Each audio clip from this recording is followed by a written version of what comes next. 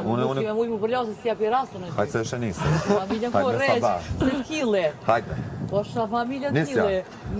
Gëm, qa po të fjolla Murina? Sot dhe 100 vjetë, me mu. Qaj që shtyhet me mu, veç djetë që ju ka qinolla. Unë nuk e di nëse ka në një gjë, sepse pash këtë videon edhe shikoj poshtë e komentit e njerëzve, ha, hi, bravo fjolla, ndej këti. Mua as më duket në një gjë për bravo. Për shembull, i thot, fjolla e di shumë bukur që ka hyrë në një lojë ku gjëja e parë, arma e numër 1 që mund të ketë çdo konkurrent aty është provokimi. Është vetëm një mënyrë për të nxjerrë dikë në fazat jashtë orbite që ta bëj që të dali dhe të duket keq në publik dhe publiku mos ta votoj. Nuk e di nëse fjolla e ka kuptuar që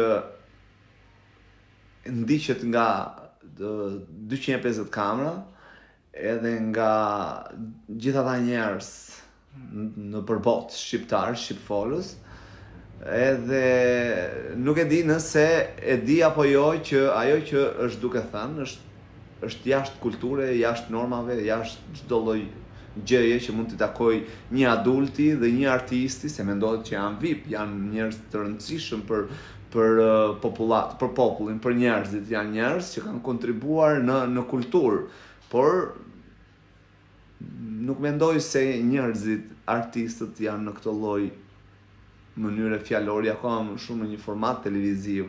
Okej, se në jetën private të gjithë nga pak e dim se si flasim, por duke ditur që jenë në një format që është i ndjekur goxha, mendoj se duhet të ketë pak, domethënë, pak frenim. Sepse janë dy gjëra që bën fjolla aty. Pasha familjen të killi, thot, domethënë nëse e provokon, nëse dikush tenton të ngacmoj mua këtu në Big Brother, të debatoj apo të krijoj ndonjë situatë, e killi, thot, domethënë e vras. Pasha familjen e vras. Dhe anën tjetër që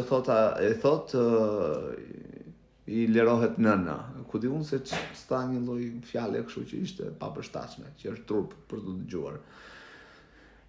Dhe nuk e di se si do të mbaj qëndrim për shembull produksioni, se nuk akoma 2 ditë ne e dim, e njohim karakterin e fjollës, sepse e dim shumë bukur, është rebele, është le të themi ndonjëherë është më shumë se sa është më shumë mashkull se sa një mashkull.